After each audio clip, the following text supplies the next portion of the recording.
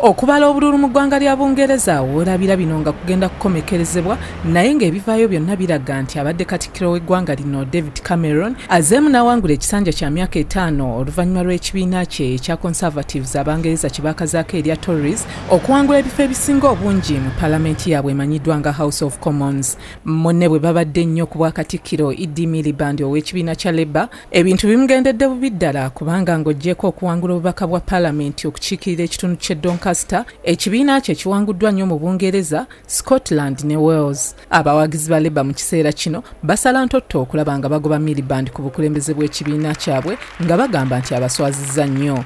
Ye Nick Greg ngono yabadde omumyuka wa Katikkiro Cameron mu kisanja ekiwedde naye bamukubye akalulu n'akawuliramu era ateekateeka kulekulira.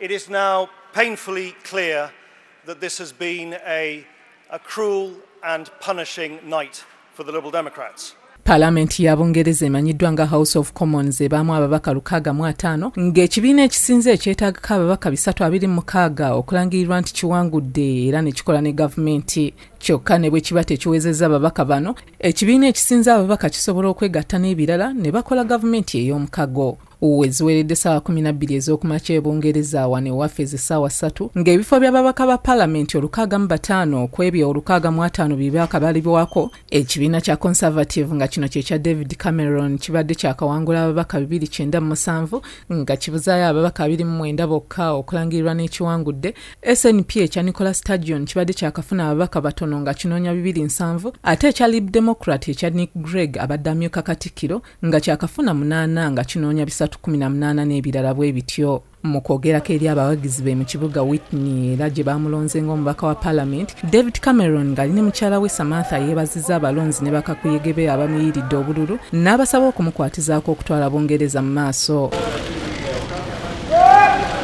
This is clearly a very strong night for the Conservative Party.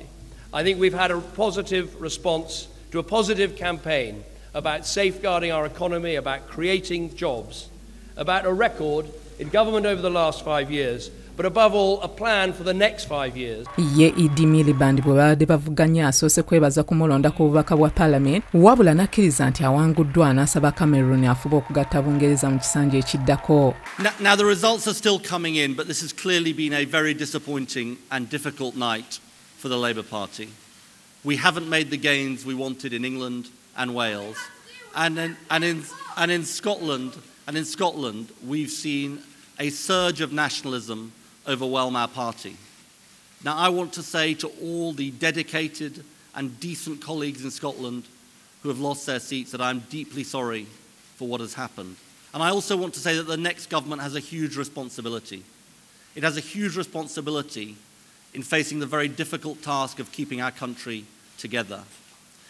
Whatever party we come from, if we believe in the United Kingdom, we should stand up for people in every part of our United Kingdom.